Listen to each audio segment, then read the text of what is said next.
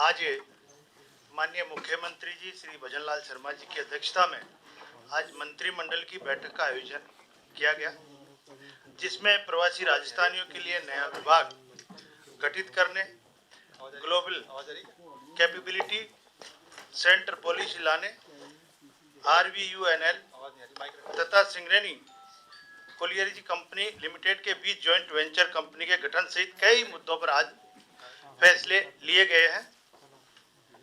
इन्हीं के तहत आज हमने सिरोही जिले में राजकीय महाविद्यालय कालंद्री का नामांकन संघवी हीराचंद जी फूलचंद जी राजकीय महाविद्यालय कालंद्री करने और सिरोही जिले के ही राजकीय महाविद्यालय कैलाश नगर का नामांकन मातृश्री पूरीबाई पूर्णमाजी माली टोरेसो राजकीय महाविद्यालय कैलाश नगर किया जाएगा, क्योंकि इससे इस निर्णय से दानदाताओं का सम्मान बढ़ाने के साथ साथ दानदाताओं को प्रोत्साहन भी मिलेगा।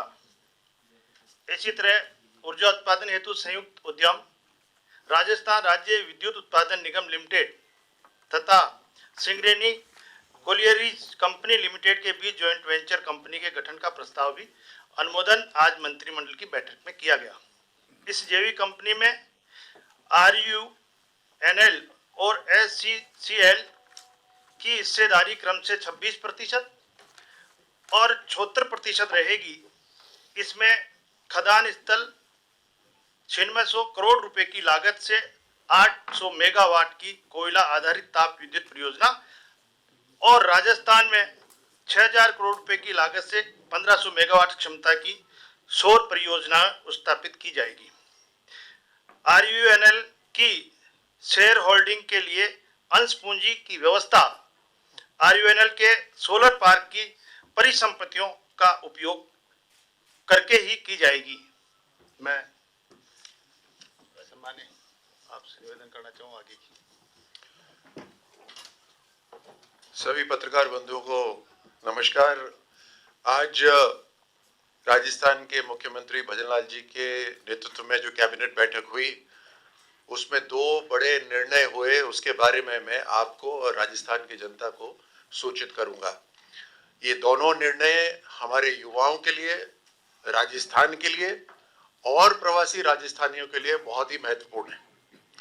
सबसे पहला, दुनिया की जो वैश्वीकरण हो रहा है, ग्लोबलाइजेशन हो रहा है और जिस तरह से टेक्नोलॉजी का वर्धन हो रहा है, टेक्नोलॉजी बढ़ रही है, मल्टीनेशनल कंपनीज बनती जा रही हैं, तो राजस्थान की जो ज्योग्राफिक भौगोलिक लोकेशन है, राजस्थान के अंदर जिस तरह से जमीन की कीमत बाकी राज्यों से कम है, राजस्थान में युवा शिक्षित भी हैं, मेहनती भी हैं और टेक्नोलॉजी से युक्त भी हैं, उनको आगे बढ़ाने के लिए और राजस्थान में एक शानदार आर्थिक माहौल बनाने के लिए Rajasthan global capacity centre policy 2025 को आज अनुमोदन कर दिया गया है।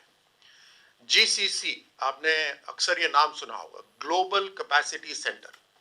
मल्टीनेशनल कंपनीज अपना रिसर्च करने के लिए, डेटा को संग्रहण करने के लिए, डेटा को इस्तेमाल करने के लिए, हाईटेक ट्रेनिंग करने के लिए और इंटरनेट को ज्यादा से ज्यादा इस्तेमाल करते हुए कैसे व्यापार बढ़ाया जा सकता है, उसको करने के लिए ग्लोबल कैपेसिटी सेंटर पे निर्भर रहती है। ये ग्लोबल कैपेसिटी सेंटर के अंदर हजारों लोग काम करते हैं। इसके लिए जमीन की जरूरत होती है और मैन पावर यानी स्किल्ड मैन पावर की जरूरत होती है। इसके लिए जो हमने पॉलिसी बनाई है उसको बहुत आकर्षित बनाया है। उसमें अनेकों इनको लाभ मिलेंगे, जैसे कैपिटल सब्सिडी मिलेगा, जमीन के ऊपर जो एक्साइज ड्यूटी स्टैंप ड्यूटी लगती है उसके ऊपर सब्सिडी मिलेगा, बिजली की जो खपत होती है, बड़े बड़े कंप्यूटर लगते हैं उसके ऊपर बड़ी मात्रा में सब्सिडी मिलेगी, लैंड कन्वर्जन करने के लिए सब्सिडी मिलेगी और 2000 से ज्यादा जो हमारे युवाओं को रोजगार देगा उनको एक खास तौर से अलग सब्सिडी दी जाएगी। इस तरह से देश के अंदर प्रधानमंत्री मोदी जी का जो विजन है उस दिशा में चलते हुए कि 2047 तक विकसित राष्ट्र बने और हमारे नौजवानों को काम करने के लिए सबको कोई ना कोई स्थान मिले, 2030 तक हम 200 GCC global capacity centre Rajasthan में बनाने का लक्ष्य लेकर, जिसमें तकरीबन 1.5 लाख रोजगार सृजित होंगे और भारत के अंदर जो जीसीसी का $100 अरब का जो मार्केट है उसके अंदर राजस्थान अपनी बड़ी भूमिका निभा सके, उसके लिए बहुत महत्वपूर्ण निर्णय। दूसरा निर्णय ये भी राजस्थान के प्रवासी राजस्थानियों के लिए बहुत महत्वपूर्ण है। मुख्यमंत्री जी के नेतृत्व में जो बैठक हुई उसमें आज डिपार्टमेंट, एक नया विभाग बनाया गया राजस्थान के अंदर, department of domestic and overseas Rajasthani affairs, राष्ट्रीय एवं अंतर्राष्ट्रीय प्रवासी राजस्थानी कार्य विभाग। अब प्रवासी राजस्थानी चाहे दूसरे राज्यों में रहते हो या दूसरे देश में रहते हो, उनका ऑफिशियली राजस्थान के साथ एक कनेक्शन हो जाएगा, एक सिंगल प्लेटफॉर्म बन जाएगा जिसमें उनकी समस्या या सामाजिक रूप से, आर्थिक रूप से और उद्योग से संबंधित जो भी उनकी शंका होगी या भाव होगा, मन होगा, उसको आगे बढ़ाने का एक मंच हो जाएगा। ये हमारे जो आर्टिस्ट हैं राजस्थान के, उनको भी इसी माध्यम से अब ग्लोबल मंच मिलेगा, क्योंकि प्रवासी राजस्थानी हर देश के अंदर है। अक्सर राजस्थानी जो बाहर रहते हैं, खासतौर से दूसरे देश में रहते हैं, उनके परिवार में जब कोई समस्या होती है तो उनको समझ नहीं आता किसको फोन करा जाए। अब एक ऑफिशियल तरीके से एक प्लेटफॉर्म बन जाएगा जहां हर जिले के अंदर अधिकारी तैनात होंगे जो उनकी समस्याओं का समाधान करेंगे।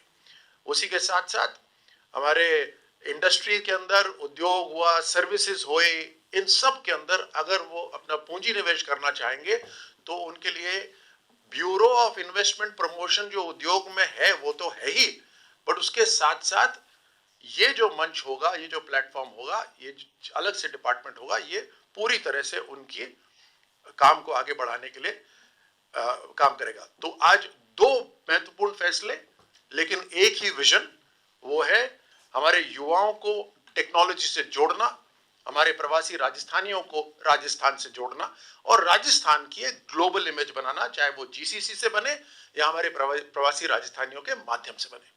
अब मैं जोगाराम जी से आग्रह करता हूं कि कैबिनेट के अन्य निर्णय वो आप तक सूचित करें। आप हमारे साथी मंत्री और जिनके नेतृत्व में राजस्थान ने एक बहुत बड़ा उद्योग क्षेत्र में परिवर्तन और खेल के क्षेत्र में अचीवमेंट प्राप्त किया है, ऐसे ही हमारे डिप्टी सीएम साहब आदरणीय प्रेम सिंह जी बैरवा साहब ने भी आपके समक्ष रखा। एक विषय जो हमारे लिए सबसे जरूरी है कि हम प्रदेश में अक्षय ऊर्जा में देश में सर्वश्रेष्ठ बनने की ओर अग्रसर है और इसमें सबसे उपयुक्त वातावरण, स्थान और परिस्थिति हमारे पास उपलब्ध है वो राजस्थान में सौर ऊर्जा में। हम निरंतर सौर ऊर्जा में जो भी प्रतिष्ठान आ रहे हैं, लैंड अलॉटमेंट में उनकी पूरी सुविधा दे रही हैं और उनसे अपेक्षा कर रहे हैं कि वो निर्धारित अवधि के अंदर अपना प्रतिष्ठान स्थापित करें और अपना बिजली उत्पादन प्रारंभ करें। और इसके लिए आज दो कंपनियों को, एक तो कणीसर है पूगल तहसील में, उसमें 161.45 हेक्टेयर भूमि और एक रावत भाटा की तहसील में खरनाई गांव है, उसमें 356.25 हेक्टेयर भूमि के आवंटन की परमिशन दी है, जो हमारी शर्तों पर है। भूमि आवंटन निर्धारित अवधि में कार्य प्रारंभ करे, लीज है, पेड़ कटाई का विषय है, इन सब के आधार पर। और एक हमारा बिजली उत्पादन जो हो रहा है उसका पावर ग्रिड स्टेशन बनना भी जरूरी है, अन्यथा हमारे पास उसको कैपेसिटी कैसे होगी। और उसके लिए बाड़मेर में ट्रांसमिशन लिमिटेड को 356 केवी सब स्टेशन की स्थापना के लिए बाड़मेर जिले में खोकर एक ग्राम है, खोकर ग्राम में 70 हेक्टेयर भूमि ये पावर ग्रिड सब स्टेशन बनाने के लिए अलॉटमेंट की स्वीकृति आज हमारी कैबिनेट ने दी है।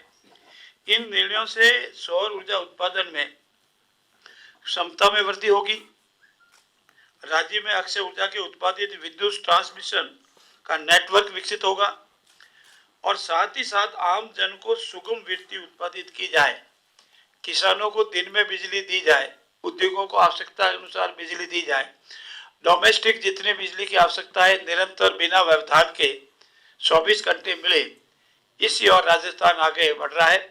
मैं धन्यवाद दूंगा यशस्वी मुख्यमंत्री जी को कि उन्होंने जिस मिशन को हाथ में लिया था उसको हम ठेठ अंतिम चरण तक ले आए हैं। आप सबका भी बहुत बहुत धन्यवाद है। आप सब इस प्रेस वार्ता में पधारे, उसके लिए आपका बहुत बहुत धन्यवाद। और हम सब बंधुओं का कोई प्रश्न हो, हम सब आज 2 अमावस्या, आदि कल हुई आदि आप हुई, इसके लिए भी आपको बहुत बहुत बधाई। आने वाली सर्दी है धीरे धीरे बंद होकर के जयपुर से होती हुई राजस्थान में फैल रही, उसके लिए भी आपका धन्यवाद। सवाल मेरा ये है, प्रवासी संबंधित सवाल हो गई। हाँ सवाल मैं पूछ रहा हूँ। सवाल ये है कि अभी आप लोगों ने मीटिंग में लिए कि 2028 में ही आप लोग की सरकार की सत्ता की सरकार जा रही है और 2030 तक की रोजगार देने की बात कर रहे हैं, तो कौन से निर्णय लेके आप लोग 2000 के सपने 2030 तक के दिखा रहे हैं? ये तो बड़ी सूझबूझ वाली बात है कि हम आगे तक का सोच के आगे चलें। ये तो आकलन है, तो मुझे लगता है कि इससे ज्यादा इस पे बोलने की जरूरत नहीं है। सर, राजस्थानी फाउंडेशन भी क्या नए विभाग के तहत काम करेगा या अलग से करता रहेगा राजस्थान फाउंडेशन? राजस्थान फाउंडेशन के नीचे अभी जो प्रवासी राजस्थानी विभाग है वो काम करेगा और अभी इसका निर्णय हो जाएगा कि क्या बिल्कुल ही अलग काम करेगा या उद्योग के नीचे काम करेगा। Sir excuse,